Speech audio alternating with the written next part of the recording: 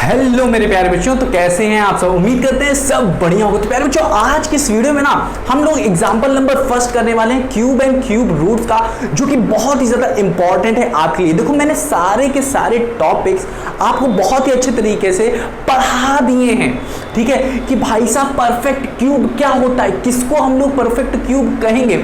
अगर आपने पिछली वीडियोस नहीं देखी है प्यारे बच्चों, उसको जरूर देखो, जिसमें मैंने क्यूब एंड परफेक्ट क्यूब क्या होता है उसको समझाया है, ताकि आप यहाँ पे जब आओ इस एग्जाम्पल को सॉल्व करो ना, तो आपको समझ में आए कि भाई साहब परफेक्ट क्यूब होता क्या है।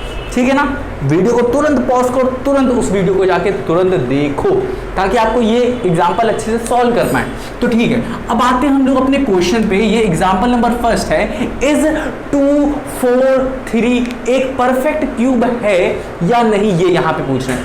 यहाँ पे मैं थोड़ा सा आपको बता देता हूँ, चलो, कि परफेक्ट क्यूब क्या होता है। परफेक्ट क्यूब क्या होता है, ध्यान से सुनो। अगर मेरे पास कोई भी नंबर है, एक ये मान लेते हैं 4 है। अब मुझे लगता है आपको क्यूब का मतलब समझ में आ गया होगा।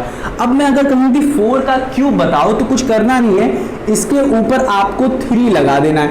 मतलब 4 का क्यूब, इसका मतलब होता है कि 4 को आपको 3 बार मल्टीप्लाई करना है। 4 का क्यूब, इसको कहते हैं क्यूब। 4 का क्यूब का मतलब है कि आपको 4 को ही 3 बार मल्टीप्लाई करना है, 3 से नहीं, 4 into 3 नहीं, आपको 4 को ही 3 बार मल्टीप्लाई करना है। अब इसका आंसर क्या आएगा, कौन बताएगा। 4 चौक 16, 16 4 64, इसका आंसर आएगा 64। तो कभी भी अगर आपसे कह रहा है कि जैसे 5 का क्यूब बताओ, तो 5 का क्यूब ये होगा क्यूब 5 का, और 5 का क्यूब का मतलब 5 into 5 into 5। अब यहाँ पे परफेक्ट क्यूब नंबर क्या कौन है। परफेक्ट क्यूब नंबर, जो इस नंबर का मैं जब क्यूब कर रहा हूं, तो इससे जो नंबर मुझे ये वाला मिल रहा है, ये नंबर परफेक्ट क्यूब कहलाता है। अब इसको मल्टीप्लाई करूं तो 125, तो ये परफेक्ट क्यूब हैं, ठीक है।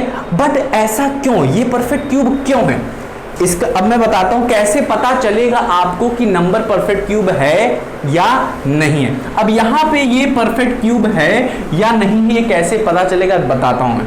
देखो, ये पता चलेगा आपको, कैसे पता चलेगा, यहां पे लिखो, कैसे पता चलेगा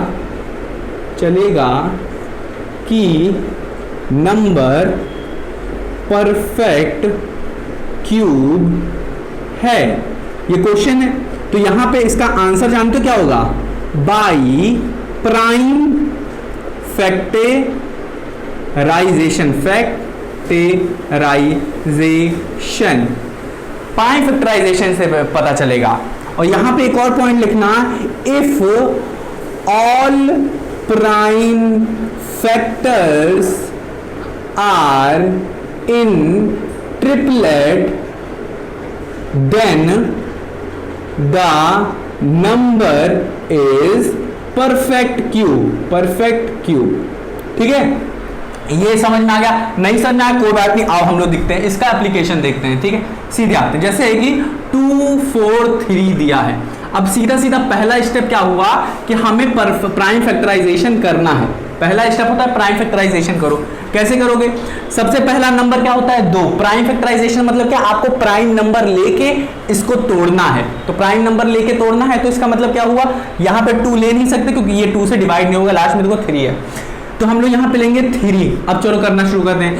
3 की टेबल इतनी बार पढ़ोगे 24 आ जाए। पहले तो आप देखोगे कि ये पहली संख्या हो रही है कि डिवाइड की नहीं, तो पहली संख्या तो भाई छोटी है 3 से, तो नहीं होगी। तो अब हम लोग 2 लेंगे, तो 3 4। अब 3 की टेबल पढ़ो, 3 7 21, 3 8 24, 3 9 27, 3 10 30। ये तो इतना पता ही होगा आपको। तो अब देखो, यहाँ पे 1 को मैंने छोड़ा है, ठीक है, अब 2 को लिया है मैंने, तो इसके नीचे हमेशा याद रखो, जब 1 को छोड़ते हो आप और दूसरे को पकड़ते हो आप, तो हमेशा जिस नंबर को छोड़ा है आपने उसके नीचे 0 लगता है। तो यहाँ पे 0 लगा दिया और इन दोनों को लिया है मैंने, तो 3 7 24, 3 8 24, तो 3 8 आपने लिखा, 3 8 24 से आपने इन दोनों को काट दिया, और 3 1 3 से इसको काट दिया। अब 81 किससे कटेगा, 3 से ही कटेगा। तो 3 की टेबल पे 3 का 3 6। अब यहाँ पे कितना बचा, 2, तो 3 7 21, 2 इधर चला गया।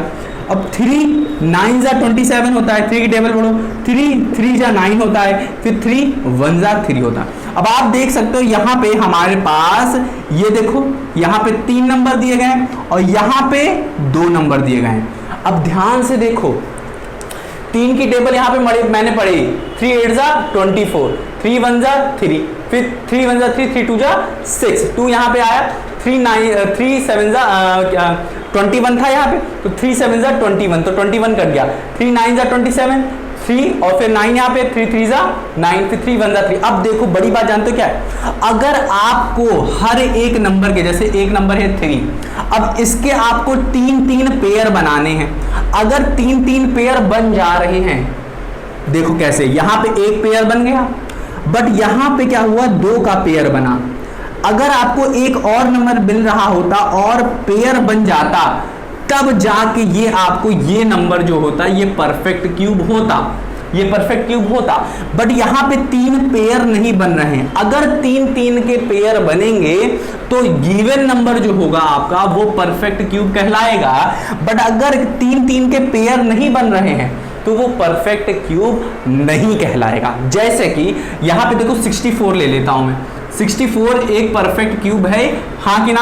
अब मान लेते हैं आपको नहीं पता कि ये परफेक्ट क्यूब है, तो देखो यहां पे देखो मैंने क्या कहा था, पहले तो प्राइम फैक्टराइजेशन किया, दूसरा स्टेप क्या था, ट्रिपलेट्स देखना, ठीक है, ट्रिपलेट्स देखना प्राइम फैक्टर्स के। तो यहाँ पे प्राइम फैक्टर्स जो मैंने लिखे हैं इसके ट्रिपलेट्स देखे, यहाँ पे बन गया 3, बट यहाँ पे बना 2, बट हमको चाहिए 3 के पेयर। अगर नहीं मिल रहा है तो ये नंबर क्या है, परफेक्ट क्यूब नहीं है। तो यहाँ पे अब आते हैं कि ये नंबर 64 परफेक्ट क्यूब है या नहीं, इसको देखते हैं, चेक करते हैं। तो 2 से मैंने लिया क्योंकि ये तो हो जाएगा भाई, क्योंकि यहाँ पे देखो 4 है और 4 इज डिविजिबल बाय 2, ठीक है। तो यहाँ पे देखो 2 3 जा 6 और 2 2 जा 4। अब इसको करते हैं, 2 1 जा 2 6 जा, 2 8 जा 2 4 जे और 2 2 जा और 2 1 जा। अब देखो 2 के कितने पेयर बन रहे हैं, ये देखो एक, ये 2 है हमारा, इससे कितने पेयर बनेंगे, 3 के पेयर बनाने हैं। तो एक ये हो गया, 2 3, तो ये देखो 3 के पेयर हमें मिल गए यहाँ पे।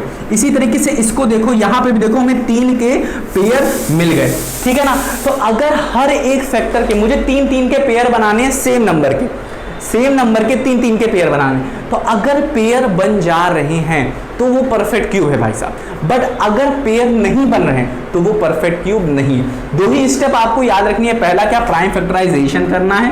प्राइम फैक्टराइजेशन करने के बाद आपको पेयर बनाना है। अगर पेयर बन जा रहे हैं सबके सारे नंबरों के तो वो परफेक्ट क्यूब है, अगर नहीं बन रहे हैं तो वो परफेक्ट क्यूब नहीं है। अब देखो अलग तरीके से क्वेश्चन क्या आता है। अब ये तो एक तरीका हो गया क्वेश्चन परफेक्ट क्यूब है या नहीं वाला। अब दूसरे तरीके से 2 तरीके से क्वेश्चन आते हैं। वो क्या है, पहला क्वेश्चन होता है कि कोई नंबर आपको दिया होगा, कहेगा कि आप इसको परफेक्ट क्यूब बनाइए, ठीक है, इसे परफेक्ट क्यूब बनाइए, ठीक है, बाई मल्टीप्लाई करके या डिवाइड करके, ठीक है ना। अब जैसे कि ये नंबर हमको दिया था 2 4 3, अगर कहता कि अगर ये परफेक्ट क्यूब है या नहीं ये बताइए, पहला क्वेश्चन ये हो गया, ठीक। दूसरा, अगर नहीं है तो इसे बनाइए, ठीक है। तो कैसे बनाओगे आप, देखो यहां पे हमें 2 4 3 के कितने फैक्टर्स मिले हैं, ध्यान से सुनो। हमें 3 इंटू 3 एक पेयर मिला था, फिर 3 इंटू सिर्फ 3 मिला था, हाँ कि ना। हमें एक पेयर तो मिल गया और 2 पेयर यहाँ पे मिले हैं हमें, ठीक है, 2 के पेयर मिले और एक पेयर हमें और चाहिए। तो आपको अगर कह रहा होगा किस नंबर से आप इसको मल्टीप्लाई करेंगे कि आपको ये जो नंबर है इसको आप परफेक्ट क्यूब बना दें, तो क्या होगा, ध्यान से देखो। अब आपके दिमाग में आ गया होगा कि एक ही तो पेयर चाहिए, तो 3 से ही मल्टीप्लाई कर देंगे क्योंकि 3 का पेयर हमें मिल जाएगा। तो अगर उसने कह रहा है कि किस नंबर से मल्टीप्लाई करेंगे कि आपको ये नंबर जो हो आपका परफेक्ट क्यूब बन जाए, तो यहाँ पे 3 से मल्टीप्लाई किया है आपने, तो इधर से भी 3 से मल्टीप्लाई हो जाएगा, क्योंकि दोनों बराबर रखना है, हाँ कि ना। जब तौलते हैं हम लोग किसी भी चीज को, तो जो हम लोग बाट रखते हैं, मतलब जो रखते हैं, वेट रखते हैं, दोनों बराबर होना चाहिए। अब यहाँ से अगर मल्टीप्लाई कर दें तो यहाँ की संख्या चेंज हो जाएगी, तो इसी को बराबर करने के लिए हमने यहाँ पे भी 3 से मल्टीप्लाई किया।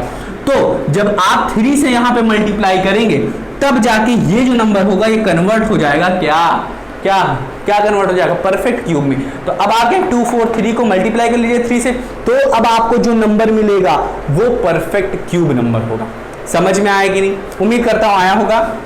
ठीक है। अब आप अगर कहता डिवाइड किससे करेंगे, तो आपकी सीधा सीधा क्या करते, 3 3 9, सीधे आप 9 से डिवाइड कर देते, हट जाता ये।